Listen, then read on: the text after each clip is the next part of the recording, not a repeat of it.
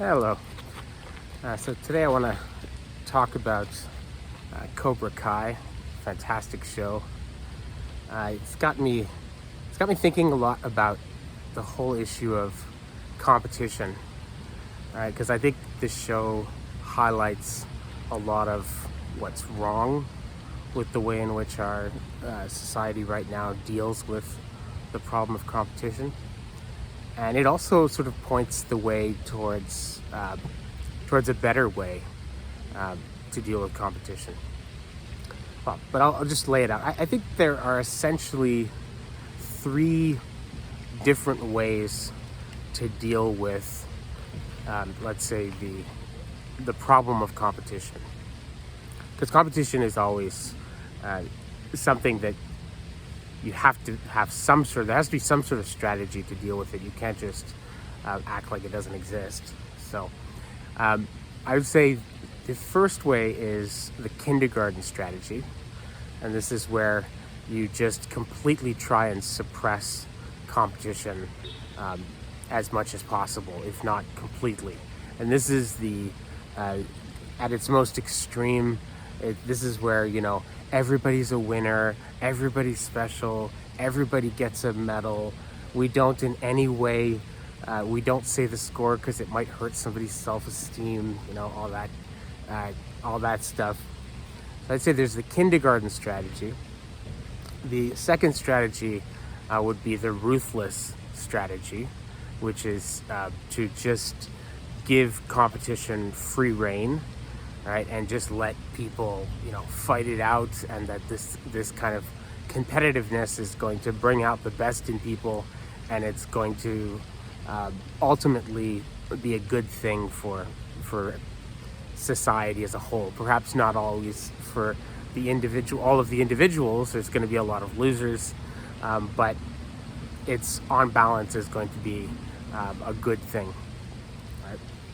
Now, I think the ruthless strategy is in some ways far more realistic than the kindergarten strategy. But I think it ultimately ends up just resulting in barbarism. It just turns people into monsters, and they end up just destroying themselves. Right?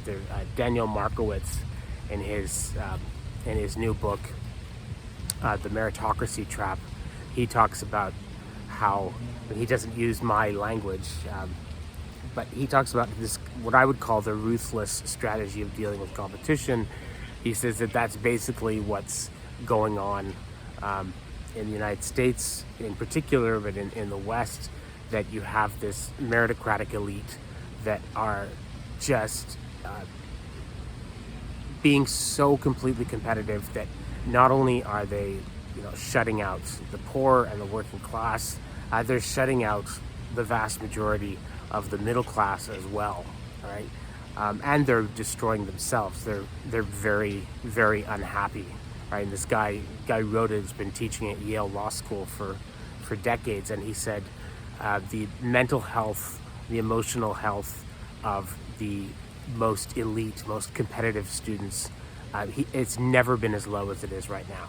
Like they're really fucking themselves up, and they're screwing up society. So this doesn't surprise me at all. I think the ruthless strategy ends up just leading in a kind of barbarism, right? It doesn't work, right? So I would not advocate for the kindergarten strategy or the ruthless strategy. I would advocate for the third way of dealing with competition, which I will call the civilized strategy, right? This is where you encourage competition, and you have competition. You want to get kind of the best things out of competition, in the sense of figuring out which strategies are best, which business strategy is most successful, in everything, right? Figuring out what the best is. We want to know what the best is. So you encourage competition, but competition is always bounded by sort of limits of what is decent and things like fair play, right? So you don't, I remember that show House, house had these kind of tryouts for an internship, and since he's this like super famous doctor, lots of med students and residents and stuff like that, they want to get this internship, and I can't remember how many of them he was finally going to take, like I don't know, maybe 4 or 5. And so he did it like a Survivor, like a reality show, or like Celebrity Apprentice or something like that, where you were cutting people off. And one of the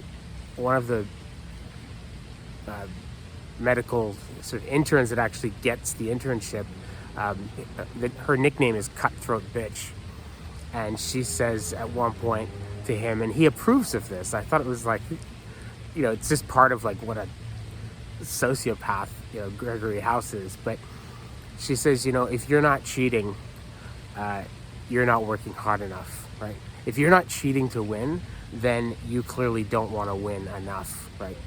And there is this really sort of schizophrenic thing going on in our culture right now, and it's so fucked up. I on the one hand, because we seem to sort of, rather than going for the civilized strategy, right now what we seem to be doing to this whole generation of young people is we sort of, on the one hand, we start off by telling them the kindergarten strategy. So when they're little kids, we tell them everybody gets a medal, everybody's amazing.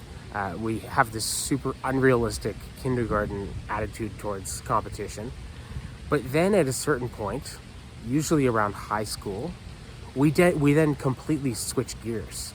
And suddenly we tell them they have to be the best, and they have to be like completely ruthless because they have to get into a really good college, or they have to get into a really good program, or even now, like I've seen it happen here in Montreal where they go from like the kindergarten strategy to suddenly saying, oh, you've got to get into Royal West Academy, and they only accept students who have like this particular, these grades, or you have to get into this program at this cégep in this college, or else you're going to be a loser, you're going to be on the street panhandling and stuff like that. And so suddenly they switch into this ruthless mode. Right now, there's been a number of stories that have sort of shown how ugly this can get, right? Most recently, I wrote a couple of articles on the college cheating scandal, and what I believe that really represents, right? Where you had these parents that were paying lots of money to get their kids into colleges by being absolutely ruthless and disgusting. I mean, doing things like, well, first of all, the first thing they would do is they had various kinds of psychologists and psychiatrists who were willing to play ball for one reason or another, usually because they were directly corrupt and on the take, and they would get your kid diagnosed with like ADHD or with some sort of learning disorder. I mean, this is complete fucking bullshit. Like, the vast majority of them had no learning disability whatsoever. But the point of getting the diagnosis was that as soon as your kid has a diagnosis, now they get extra time on tests. They can hand in stuff whenever they want. They get all sorts of these unfair advantages that other students don't get. And I can say, just as a footnote, that I, long before the college cheating scandal hit the front page and was like, news all over the United States and Canada and the world, I and many other profs were really suspicious that something was going on, because the number of students that came to me and said that they needed extra time for tests and they needed to be able to hand in stuff late because they had some sort of a learning disability, the number just kept going higher and higher and higher until I remember I taught this one class at McGill, and there were about 125 students in the class, and out of that, it was something like 45 of the students had this piece of paper that said that they had a right to have significantly more time on their tests and significantly more. And, what are the chances that 1/3 third of the students in a class, and I talked to other profs who said they've been seeing exactly the same thing. There was a professor at University of Ottawa, I believe it was, who wrote an op-ed in the National Post, which was widely shared among all like academics that I know who are teaching.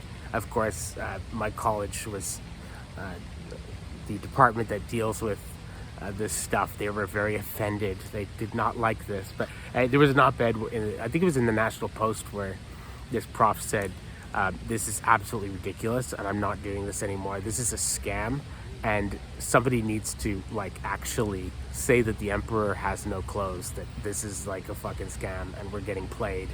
Because he said at one point he had a class where it reached 50%, right? 50% of the students, right? Now, if getting that advantage brought them up to a pass when they would have been failing before that, then perhaps you could make an argument for it. But that's not the case, right? Like in my experience, the students who get those extra, that extra time, they generally speaking do very well in the class. In fact, most of the students who get, A-level grades in my classes, of the ones that get this extra time, they tend to be very strong students, right? So anyway, when the college cheating scandal came out about all these various really highly unethical ways in which parents were doing absolutely anything to get their kids into the best possible school, I was sort of not surprised, right? I mean, we're seeing this in professional sports with all kinds of doping scandals.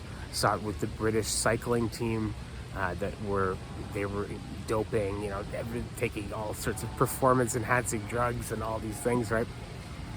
It makes sense, right? Because if you say that that you have to win at absolutely any cost, then people are going to do that, right? Now, the civilized strategy, I think, has a great deal to recommend it, right? So first of all, because you don't deal with the kind of stultifying dead societies like you had in a lot of the communist countries, where they in many ways like stifled healthy competition. And in those countries, you had very little innovation, very little kind of interesting new ideas, new business ideas, all these things, right? So we want to have sort of the good benefits of competition, but we don't want to get the drawbacks. And so in a civilized competition, and this is, going back to my original point, my inspiration for this video was my wife and I have been obsessed with that show Cobra Kai. Is that in Cobra Kai you really see the sort of opposition between these three different strategies, right? So initially you see these kids who are bullied and picked on because, for various reasons. One of them because he's got like a hair lip, he's got a deformity on his face. Somebody else because she's a little on the heavy side. You name it. Like, you have these people that are bullied, but it's within a context of these like stupid kind of anti-bullying movements and stuff like that, which is a total manifestation of the kindergarten strategy, right? Where you're trying to completely suppress all competition and aggressive tendencies. And you're also sort of saying that some sort of big brother type figure is going to solve all your problems, right? Whether that's the principal's office or later on when you get a job, or HR, that somehow there's this institution, right, this state or something like that is going to solve all your problems for you and is going to ensure that you never have to deal with competition and aggression, right?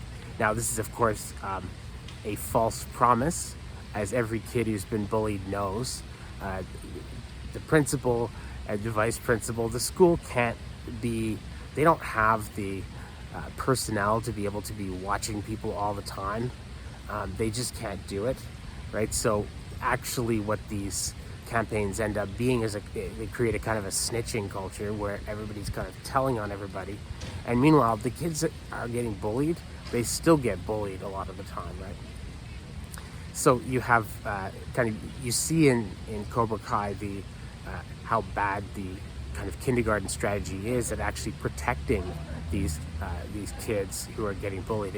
It's not working, right? They're still getting bullied. They're still getting, but then you see the two far better strategies in terms of being workable. So Cobra Kai is the kind of like totally ruthless, you might say sort of Nietzschean or Ayn Rand type style, where the message of Cobra Kai is, you basically, the only way you can deal with a bully is to become a bully yourself, right? So you have to become ruthless and nasty to be able to deal with bullies. And so, the slogan of Cobra Kai, which is written on the dojo walls, right? Strike first, strike hard, no mercy, right? And that this is the way to be, right? And you see in the show that the ruthless strategy, it works better than the kindergarten strategy, that's for sure, right? It definitely does toughen up the kids that were getting beaten up to the point where they have way more self-confidence and they can defend themselves. But then you also see how the ruthless strategy ultimately eats itself. It's corrosive, right? It destroys relationships. It destroys relationships between friends. It severs ties, community ties, right? And it creates this sort of war of all against all, which it just makes everybody miserable. Just like a shitty way to see the world, and it's a terrible way to be in the world. And I haven't got to the end of the second season now, but you can see already in the second season that the Cobra Kai is starting to just eat itself, right? People are leaving and going over to the dojo that's run by Mr. Miyagi's student, Daniel-san, right? And Daniel opens up this karate school, this dojo, to sort of counteract the evil message of the Cobra Kai school. And what you see in what he calls Miyagi-Do, which is a kind of karate that Daniel is teaching his students, what you see there is an absolutely perfect illustration of what I call the civilized strategy of dealing with competition, right? Which is teaching them how to be competitive, but within a framework of taboo boundaries and decency and compassion, and using force only as a way of countering kind of aggressive force and creating kind of balance and not demonizing people, right? It's absolutely beautiful. It reminds me of something that my mom used to tell us when we were kids. She'd always say this, right? She'd say, don't be a sore winner, don't be a sore loser, right? A lot of people have heard the don't be a sore loser thing, but she used to say, don't be a sore winner either, right? So you basically, if you lose, don't start swearing, I'm gonna fucking kill you, mouthing off, getting like I remember one of my friends when I was younger, he was better at me at practically every single game. He's better than me at chess, Stratego, he was just really good at games, better than I was. So he won most of the time. But every once in a while, we played a lot of games with kids, and he would lose sometimes. And I remember when he would lose, he would just lose his shit. He would get so angry. I remember once he turned over a table, and all the pieces went flying all over the floor. And my mom ran in the room, in my bedroom, and my mom hardly ever lost her temper. She was pretty chill, kind of hippie chick, as she still is. But she got really angry, and she said, that is not acceptable in this house. And she told my friend, don't be a sore loser, don't be a sore winner. Like you need to learn how to win far more gracefully, and you need to learn how to lose more gracefully, right? And these are very important skills, right? That if you grow up in a context where all you've ever been exposed to is the kindergarten strategy or the ruthless strategy, you never learn how to do either of those things correctly, right? So you vacillate between being, when you win, being like a total dick about it, being like in your face, and getting like really obnoxious and horrible, right? And then when you lose, just, throwing like a complete fit, like John McEnroe, like throwing his tennis racket and screaming, yelling, and swearing at the ref, and being like just like a big baby, right? So there's this wonderful part in Malcolm Gladwell's first book, the one that made him famous, Outliers, where he's talking about this one city which had the kind of the most healthy people in all of the United States. It's got Rosetta. And Rosetta they wanted to figure out why are the people so unbelievably healthy in this one little small town, basically.